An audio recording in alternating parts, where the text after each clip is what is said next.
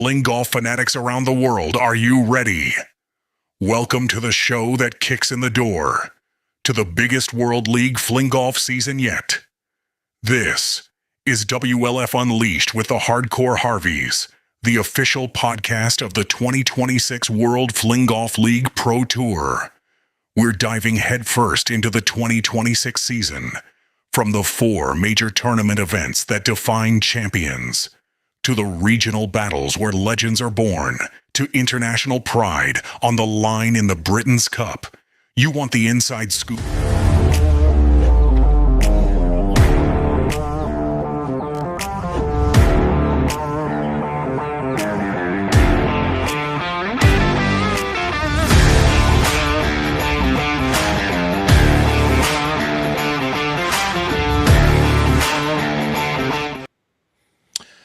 What is up, WLF Unleashed Nation? Hardcore Harvey here, and we have a very special edition of WLF Unleashed this evening, which we're going to preview the upcoming WLF regional event in Waco, Texas, the Hooter Hearing Open. And we're going to be joined tonight by a very special guest, very good friend of ours, of course, the Hoot Man himself, Jacob Hooter, and he is going to walk us through the upcoming event this weekend in Waco. We're going to talk about the course. We got a flyover video that we're going to show you about the course. He's going to tell us the ins and outs of the course, and maybe where we can get in trouble and where we should try to score. And just going to give us an overview of the whole weekend. So we're going to spend a few minutes with you. So let's bring in, welcome to the show right now, the man himself, the Hoot Man. Oh, Jeff. What's up, buddy? How are you this evening? Always good to see you. Good to see you too, man. Like, you're really big in the camera, man. Well, I don't know what to tell you. Listen, you're bigger in life, as always. I appreciate that. Yeah, So thanks for listen, having me. Excited to be man, here. It's What do you exciting. want to talk about? I want to talk about the Hooter Hearing Open, and we got a little graphic up there, a little poster of the event about that you and your lovely wife Joy are basically look like the keynote sponsors of this event, and just kind of give us a quick background of how you got here to host your own regional in Waco. Well, yeah, it's certainly not happening without Hooter Hearing. So thank you to Joy as being the primary title sponsor. We also have a couple other sponsors that are making this happen. I'll tell you about them real quick. We've got Metro Plumbing. Clint Stoss is the man here in Waco in terms of plumbing. He was generous enough to donate. We've got Level Up IV Therapy, who will be on site for us on Saturday for all those that aren't used to the heat. Uh-oh. Sign me up. We got Level Up Photography, where we're going to have a professional photographer there doing still shots and video that once it gets edited, everybody has access to, which will be great for everybody that comes. And Listen, our boy Cutter is making a hearing joke. He says, "Can you guys speak up? I can't hear you." Uh-oh, we lost the Hoot Man right off the bat.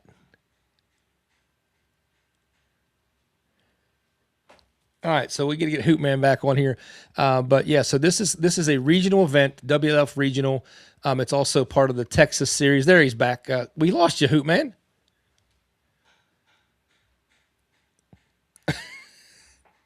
Can't hear you.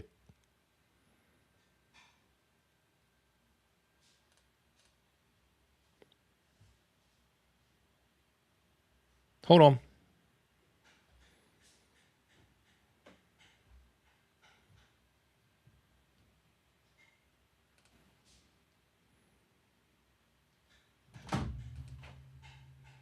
Nothing. how about now?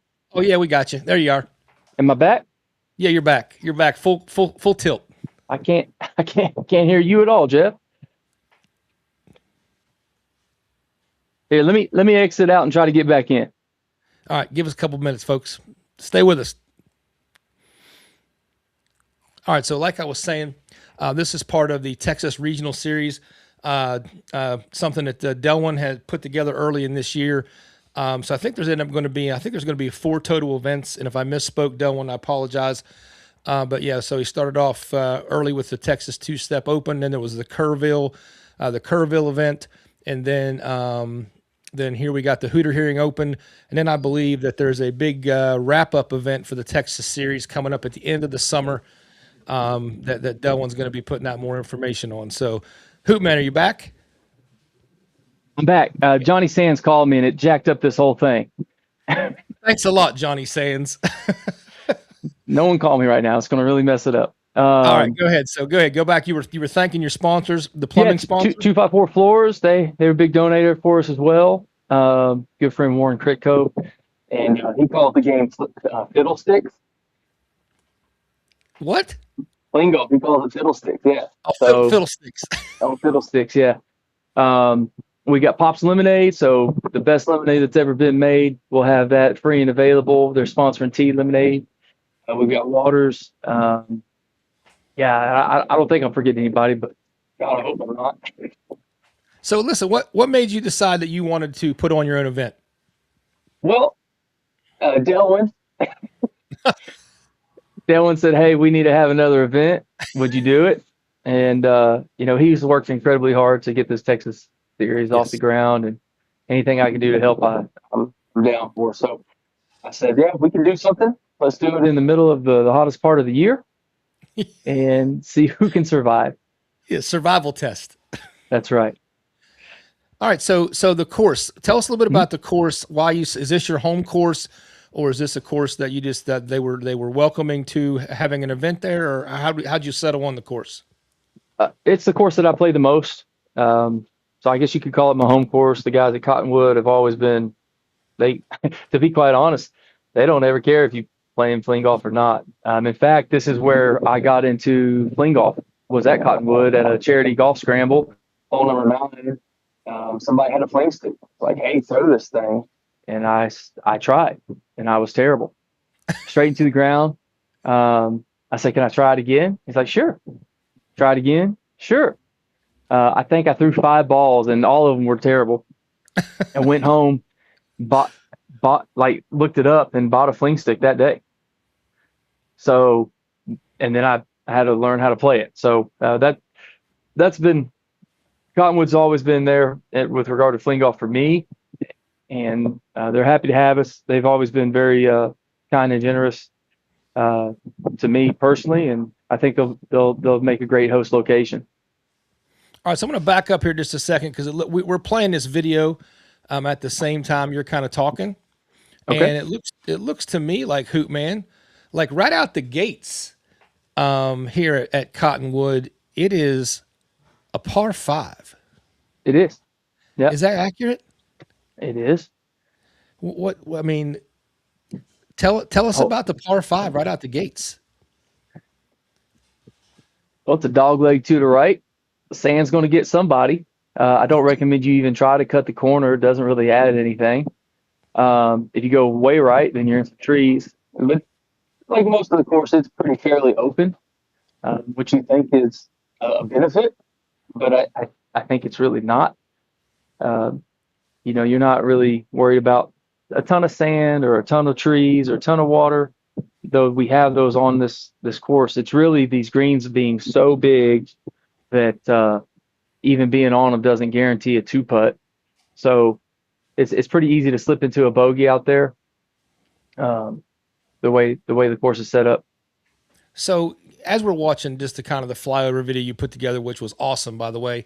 So folks, if you got, I think it's 8 or 9 minutes long, the Hootman put a hole by hole breakdown of the entire course on YouTube, Jacob Hooter YouTube channel.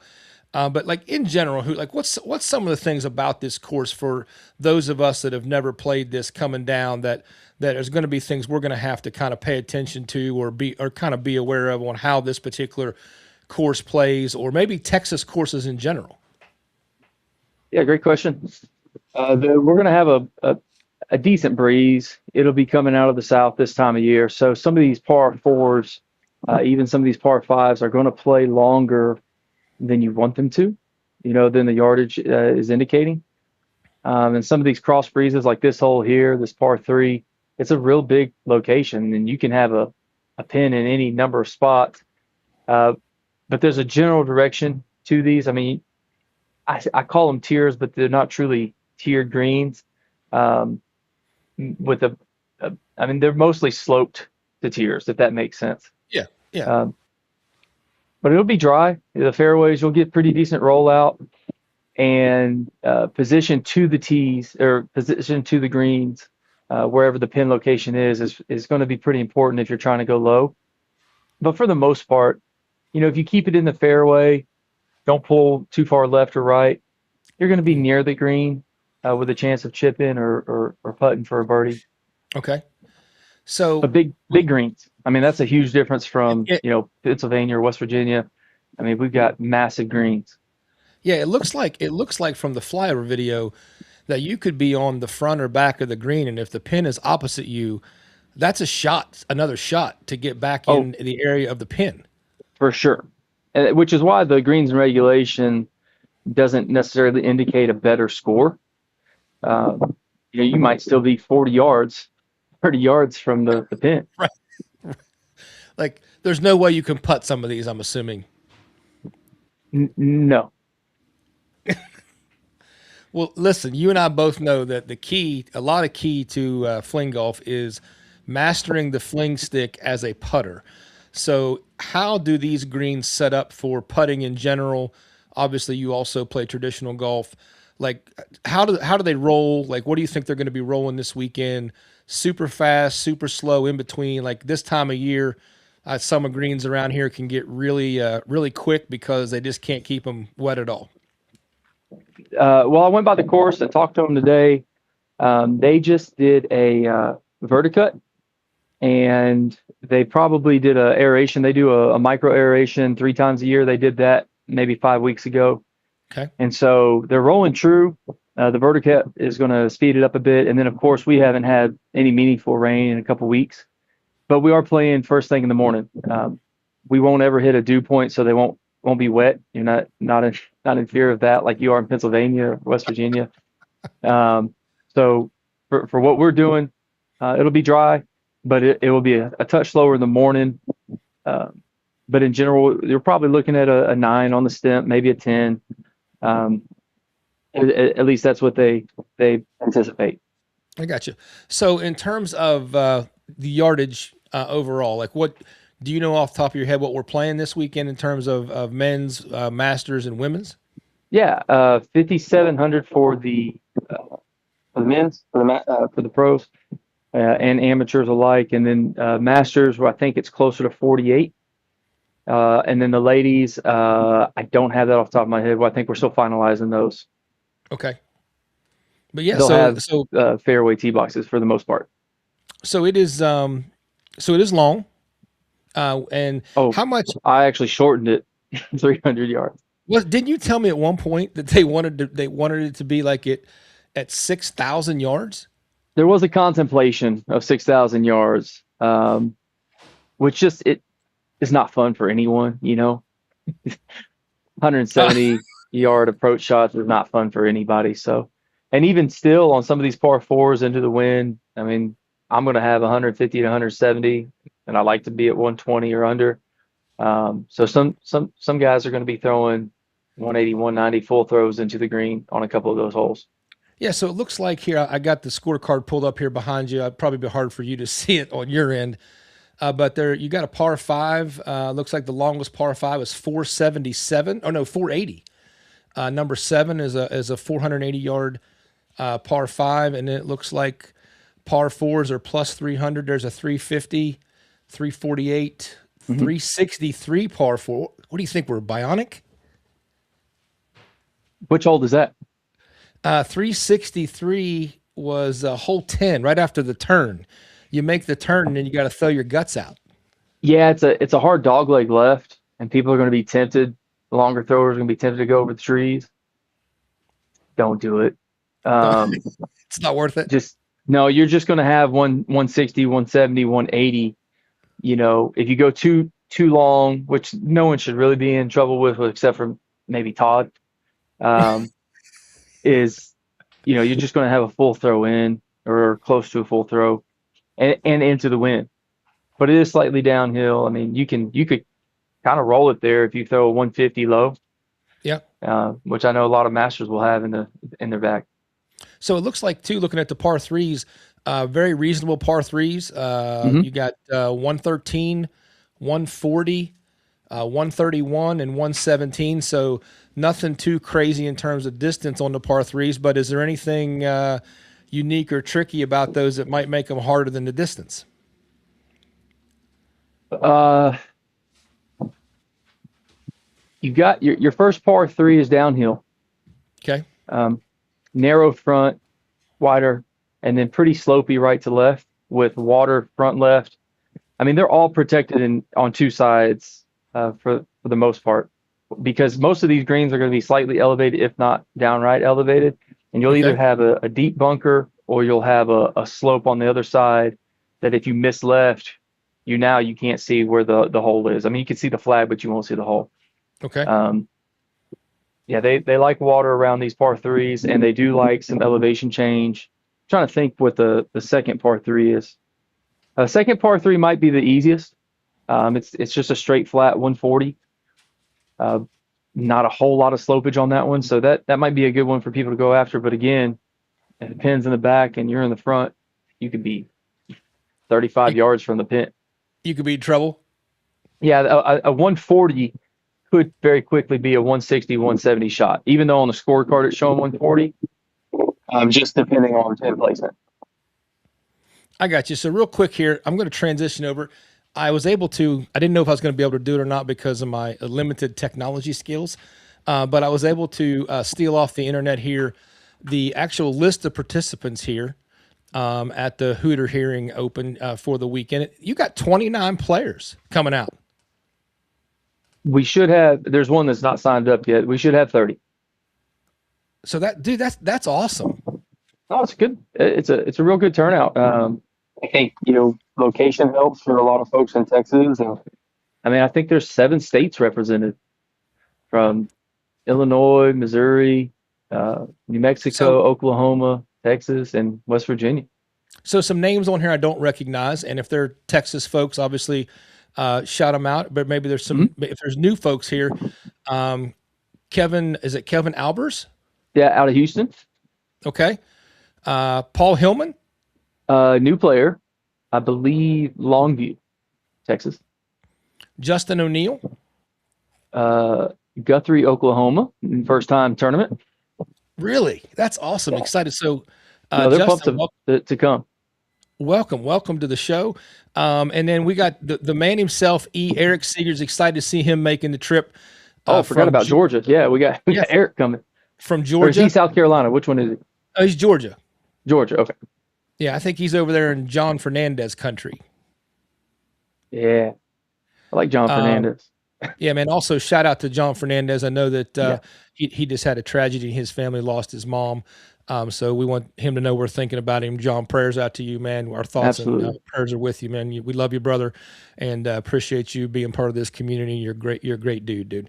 All right. So who's this Joy Hooter? That's my wife. She's a main sponsor, title sponsor. Yeah, she'll My be wife. out there playing. She gets to a My couple wife. events a year. My wife's in the background going, she's a hottie. She's hot. So Eric's the guy that I met in Missouri, right? Yep, he's local. This he can throw it, man. He can bomb that thing. He absolutely can. So we'll So see how far he can get it. We'll have a longest so drive competition. is this Dan Perdome? Is that the one I've been seeing on social media post some stuff pretty Yeah, regularly? yeah. He's about an hour and a half out of here in Glen Rose. Daniel Purdon. He's what I call semi-local, and we played a few Okay. times. He's got the fling golf bug. And then we got Jim Cagle, the gentleman who tied for first in the Masters with Moose at the Tulsa Twister. That's He's it. going to be here. Tyler Moore, should I Hmm. know him? He's out of Austin. He's Okay. a college lacrosse guy. He's got tremendous clubhead speed. He been working with Todd. He throws it almost as fast as Todd, but he plays a little left to right, so he loses a bit of yards. I got you. So is it David? Is it Valley or David Vale? I think it's well, I don't know. I think it's Valley, Okay. although it could be Valle.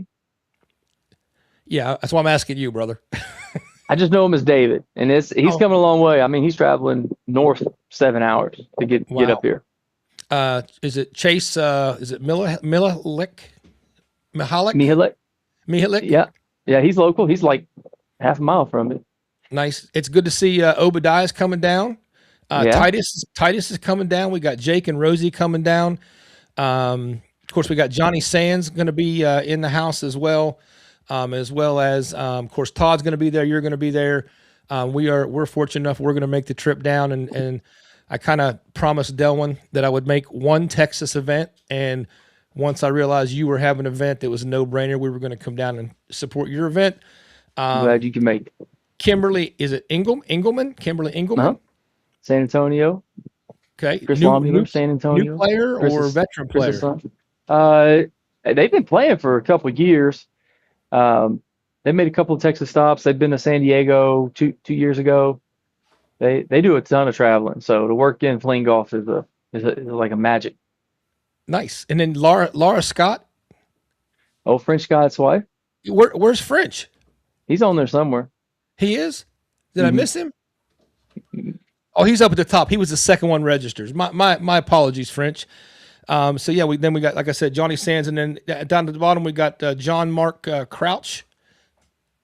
Yeah, John Mark. That's a guy from Corpus Christi. They're down there with Delwyn. So man, listen, that's a great field for. I mean, again, I always feel like I make it sound like it's somehow less important or whatever. That's a great field for a regional event. 30 players. 30 players and some top talent in the men's field. I mean, this is for a regional. This is pretty stacked with regard to the pro level. So the guys that are coming that hadn't been playing a lot or been working on the game in the amateur level, at least in the Texas Regional Series, they're going to have a really good idea of where they stand. I think that's one of the reasons why the regional exists, right? It's like, hey, how do I play is one thing, but also how well do I play in correlation to maybe some of the guys at the top of the leaderboard. Absolutely. And again, not that it's a huge deal, but we're going to test that water also. We're going to play in the men's division this weekend and see how we can do at the longer distances. I got my doubts, but we're going to go give it a whirl. I think it's a good place to test it out, man, amongst friends. Yeah, I'm sure I won't hear anything about it if it doesn't go well. No, we won't mention nothing. All right. So listen, Hoot, man, thank you for jumping on here with us, man. Anything you want to say, wrapping up, getting ready for the weekend, any kind of schedule over the weekend you want to kind of go over? In case anybody is on the fence and wants to come, just know there are free stickers. Oh, that's worth every penny. That's pretty good. And the prizes that we are playing for down here in Texas, Delwyn's got these really cool belt buckles. Let me see all that. Got green stones in them. I mean, they're pretty hefty, sweet. you know. That's pretty sweet. It's going to be good, dude. We actually decided one big thing for this regional. We didn't want there to be cash prizes, which, you know, we talked to a lot of the guys that were coming in the professional level and go, hey, listen, we want everybody to have a great time.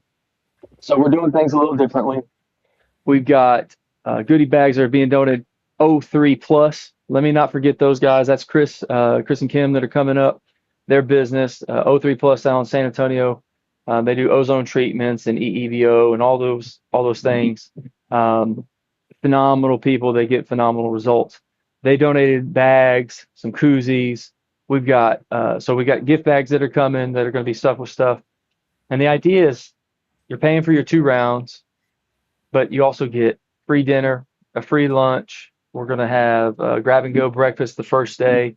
We're just taking the cash money and making sure that it splits up amongst everybody that's coming, and that people are guaranteed to have a good time and feel hopefully the hospitality. And from that, we can grow engagement. So that's a really big difference for what we're doing at the Hooter Hearing Open. And hopefully people feel the love.